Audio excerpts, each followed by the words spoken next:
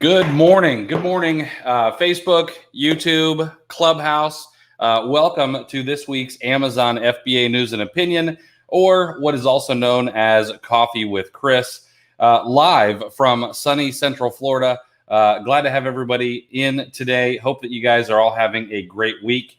We've got some, I think I've pulled some interesting news tidbits this week and also some good things to know for Amazon sellers. Online arbitrageurs, resellers, and flippers of all stripes. So let's go ahead and dig into it.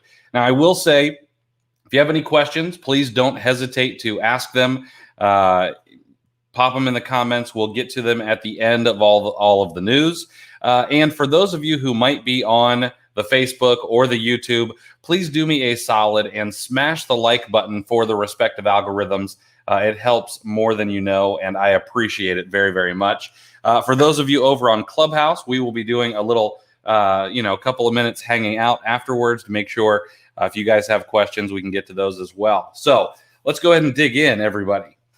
All right, first thing everybody should know is there are more scams out there right now. And as of right now, there's one that's going around that actually made the Better Business Bureau put out a report on their website. They've had over 800 people report a scam about getting text messages claiming to be Amazon. And often they'll say things like, congratulations, you came in first in today's Amazon iPad raffle, or you came in second in today's Amazon raffle for earpods. And then, of course, they always have a link to check if you're a winner, and that goes to a site that is not great. And again, the Better Business Bureau actually came out with an article about this. They do say that Amazon has a page for you to go and check out and identify whether an email, a phone call, or a text is actually from Amazon. They did not provide a link to that, so I haven't been able to find that yet. But if I do, I will share that in the weekly newsletter. Terry, good morning. Maria, good morning. A bunch of people over in Clubhouse. Eli, Gabriel, Beverly, Matt, Jamie. Good to see everybody. Bryce, what's going on, sir? I know I won't get to everybody, but I do like to shout out a few folks. Make sure that you know I appreciate you being here. Next up, and this continues a spree this week of Florida man headlines, just absolutely delivering. An Amazon employee in north of Jacksonville, Florida, is accused of stealing at least 72 coins worth more than $270,000, which is from a fulfillment center on Jacksonville's north side.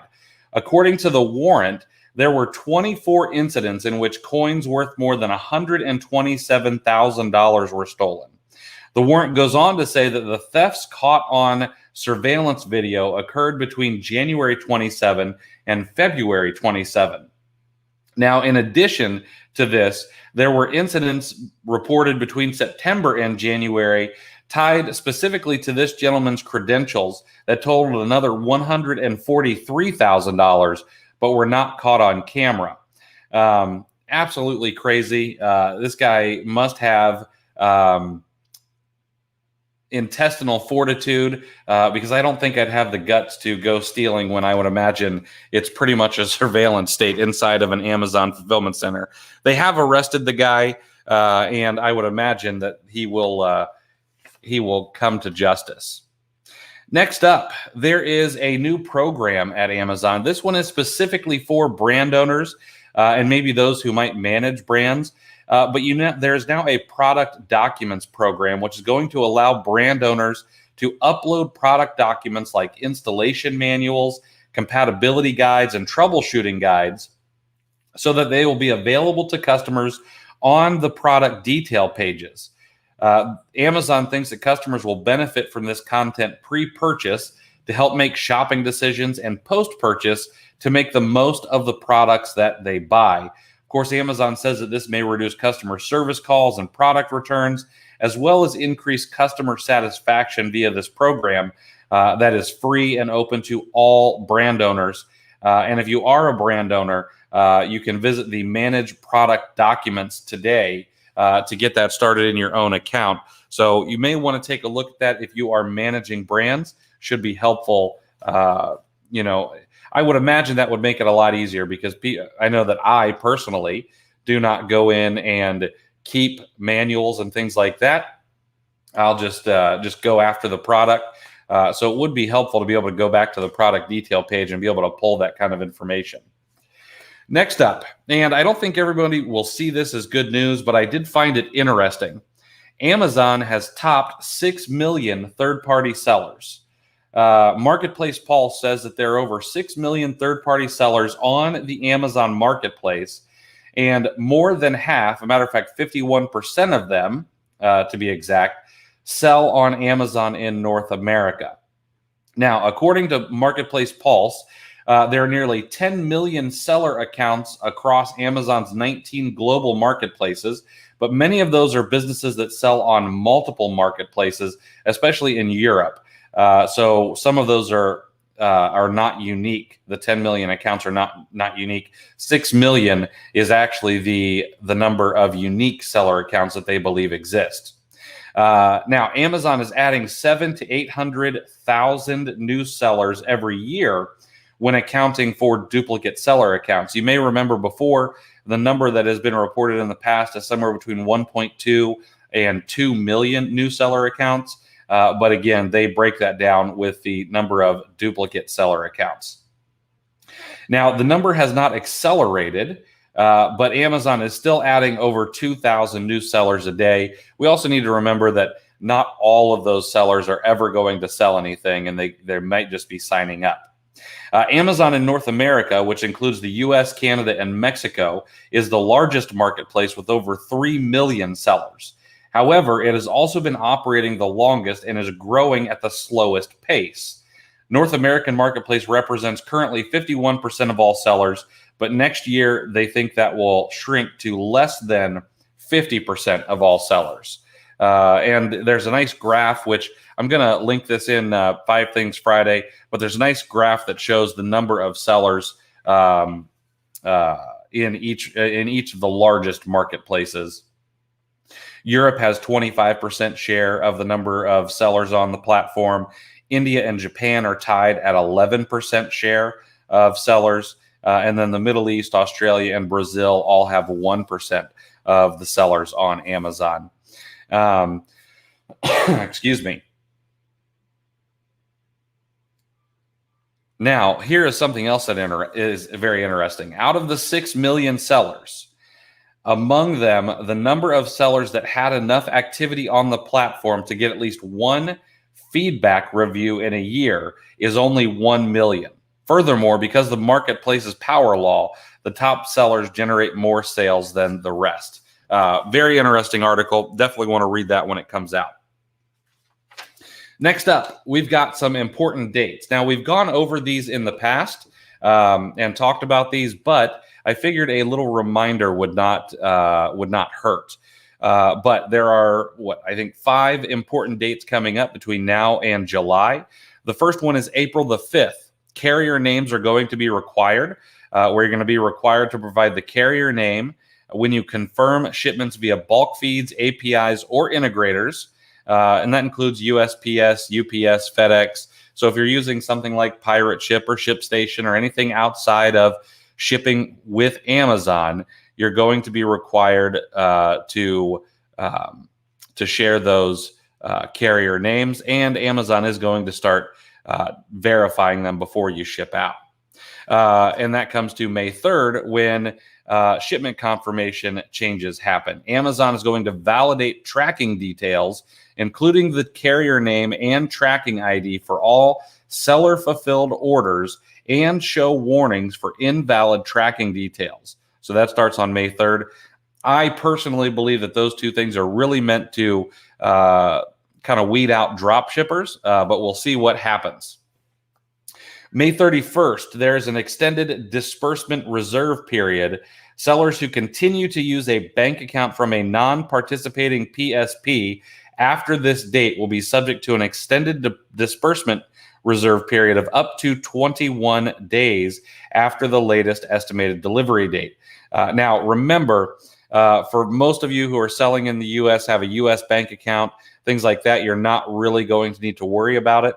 It's just if you're using a payment service provider that is non-participating with Amazon. June 21st, there's an update to the Amazon U.S. referral and FBA fees. Going to be some modest increases. Amazon says they're going to be between 2 and 3%. I believe we talked about this last week, to be exact, which they think is in line or below industry averages. And they also plan to reduce certain fees like the returns processing fees. I'll include a link to show all of the previous 5 Things Fridays in this week's email. I've got everything archived now on a page on my blog. That way you can look at everything, and all of the links are in there to be able to look through all of the changes that are coming to the fees. Next up, July the 15th, disbursements will stop for non-approved payment service providers to sellers using non-participating payment service providers, or PSPs, until they switch to a participating payment service provider or use a bank account directly issued by a deposit-taking bank. So you have until July to change over to a bank or a participating payment service provider that Amazon is actually good with. So again, I don't think that's going to affect that many folks who are here, but I would make sure that you check it if that's not the case. A little bit more good news. Easter spending is expected to soar this year amid vaccines and stimulus. I believe that headline is a little misleading because it says here that Easter spending is expected to be higher than usual this year, as a report from the National Retail Federation. They say that consumers plan to spend an average of $179.70 as a consumer. That's the highest number on record. The report says 79% of Americans will be celebrating the holiday, spending a collective $21.6 billion. That number will mark a slight decline from last year's pre-pandemic forecast of $21.7 billion, says the National Retail Federation. The biggest growth drivers this year include Easter gifts, food and candy, and customers plan to spend an average of $31.06 on gifts, $52.50 on food, and $25.22 on candy. Now, I know that for Amazon sellers, it's a little late to get things into FBA. However, don't neglect any merchant fulfilled last minute Easter shoppers. You're probably going to have a lot of opportunity there. So make sure you've got things in order if you plan to cash in on those last minute shoppers like myself. Excuse me. Next up, this is something that everybody should know. Self-employed and gig workers are now able to apply for PPP loans under new rules. And this is something I should have shared earlier, but I didn't realize it until now. Self-employed and gig workers who have been waiting for new rules that would mean larger forgivable loans through the Paycheck Protection Program can now move forward with their applications.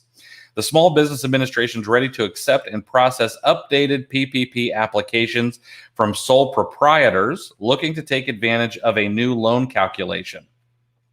This means that sole proprietors can finally submit their applications to lenders who can send them on to the SBA to be processed under the new loan calculation guidelines.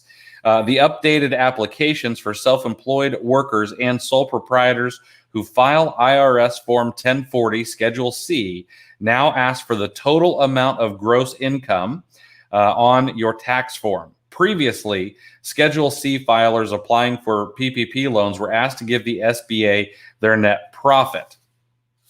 Now, one thing you should know, whether or not you're going to do this is, or whether if you're going to take advantage of this, is the deadline for the program currently is March 31st, unless it gets extended by Congress, and I have not heard about that yet. But if I do, I will report on it. So if you want to take advantage of that, you've only got a little bit of time to do so. Next up is Amazon actually just settled a lawsuit with San Diego and 5 other California counties agreeing to pay $2 million in penalties and restitution over potentially misleading price listings on its website. The complaint pointed to the use of the terms "was" or "list prices" on the website, which advertise savings to consumers and routinely have strike-through lines across them. A "was" price is the price at which Amazon previously offered the product. List price advertisements suggest to consumers the price at which the product is commonly offered or sold by another seller. In addition to the monetary penalties, the stipulated judgment reached Wednesday requires Amazon to make revisions to its pricing disclosure. So you're going to notice some new hyperlinks on its site that are going to give Amazon, some clear definitions of the meanings "was" and "list price" to consumers. So watch out for that. Doesn't really affect you, but it is good to know what's coming up. Now, the final thing is an article that came out from Jungle Scout, and then we'll get to a few questions, and then everybody can get on with their day.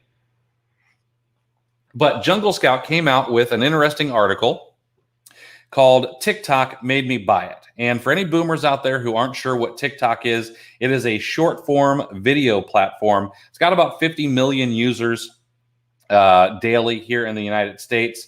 But a ton of products have gone viral and have seen increased sales from TikTok hype.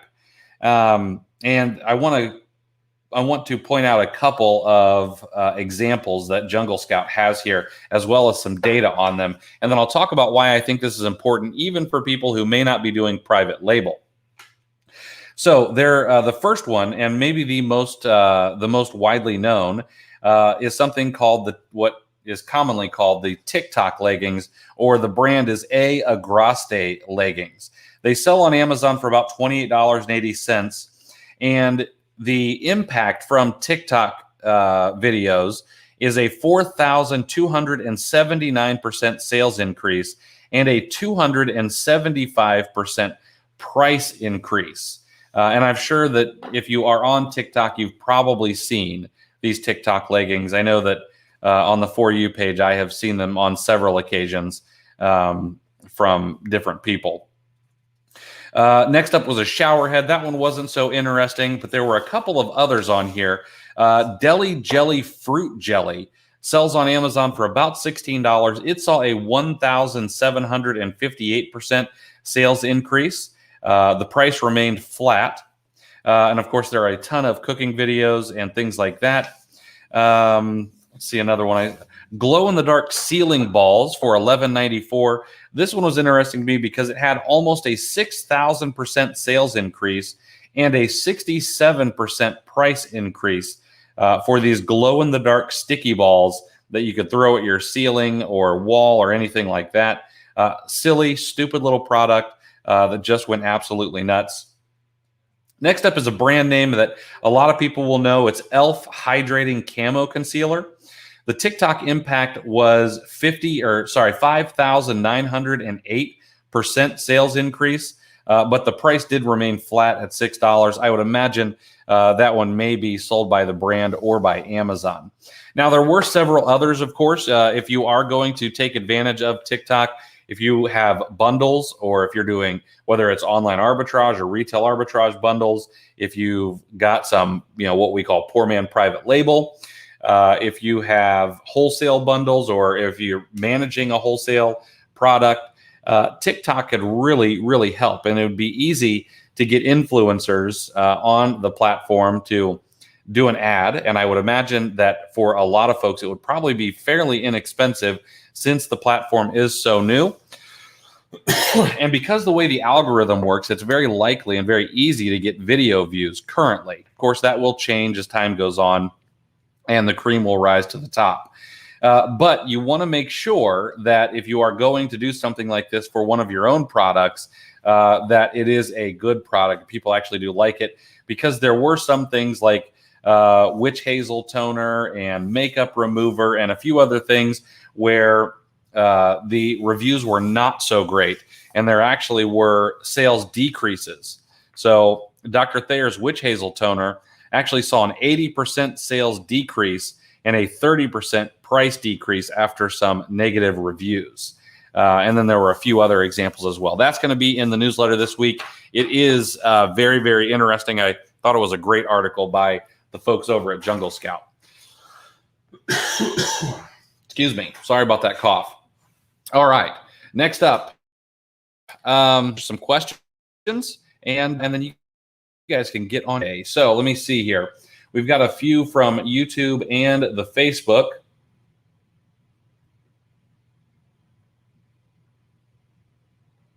Let's see here. Jennifer, what determines if the PPP loan is forgiven? I would go out and Google that and look for a source from like the SBA or something like that. I think I know, but I don't want to necessarily give financial advice because I am not a financial advisor, nor do I play one on the inner tubes.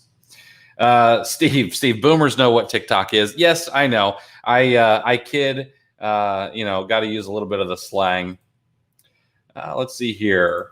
Ben asks, what do you recommend looking for in BOLO groups as far as max number of members, item ROI, cost, etc.?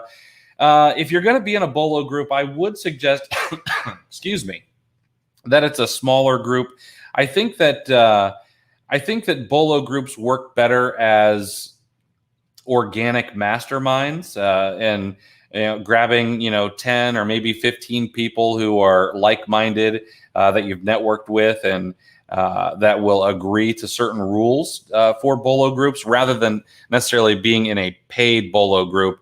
Because unfortunately, it's hard to run a BOLO group at a price that is reasonable with so few people. So you've got to have 30, 40, 50 people in a BOLO group, and then it can be a little difficult. Now, of course, not necessarily. It depends how it's run. There are some BOLO groups where they're limited by zip code or things like that, which can help it out a little bit. And if they're retail arbitrage, maybe they're able to find things in certain parts of the country where they're not able to find things in other parts of the country. But I know that I just shared with a gentleman who's going to be running a BOLO group, not paid, just kind of a mastermind, where there's going to be like 10, maybe 12 people in it, and everyone has to share like 2 a week or 1 a week. I can't remember the number exactly, but you want to have some stringent rules. You want to make sure that it's not too big, and I would really suggest just going out and finding folks to network and mastermind with, and that becomes a BOLO group. Item ROI, the cost, etc. That really depends on what kind of things you're looking for, and what your business is. So I would be happy with a BOLO that gives me a 10% ROI if I can sell 1,000 of them over the next couple of weeks. But if I'm only going to sell 1 a month, well, then I really want to get 100, 200% ROI, things like that. So. Let's see here. Would I recommend someone doing private label if they are still just a beginner at OA? No, I would not. A lot more risk, a lot more capital involved up front typically. And I really think you need to know Amazon first. So I think sticking with OA, RA, and even wholesale for a while before dipping your toe in PL is probably the way to go. On the BOLO group, how many members? I mean, it really can depend. It just depends what kind of BOLOs they're going to be. I've got someone who's going to be starting a BOLO group, and there's going to be 10 folks in it, and that's fine. It's a regional chain. If it's a Walmart, then maybe it could be a little bit bigger, but maybe your ROI and things like that should be a little bit higher, since the chances of the prices coming down, having some price erosion, are going to be a little bit higher as well. Okay. All right. Let's see here. JR, thanks for all the TA videos. Been going over them recently. They've helped a lot. That's awesome. I'm glad to hear that, man. If you need anything, just let me know.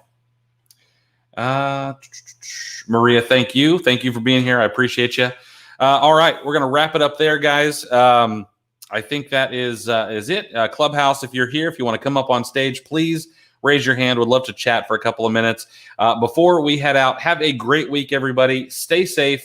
Wash your hands and be kind to each other. And as always, good selling. And do me one quick favor and absolutely murder the like button for me, as it helps the YouTube and the Facebook algorithm. And I appreciate it more than you know. Have a great weekend, everybody. And I hope you guys crush it.